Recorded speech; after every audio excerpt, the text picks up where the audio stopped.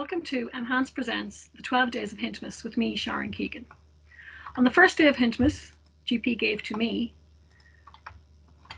the ability to just enter the system password once per session. So what does that mean? So in your current version of GP, more than likely, if you're going setting up a new user and maybe new tasks and roles that go with that user, you could potentially have to enter the system password 6-7 times.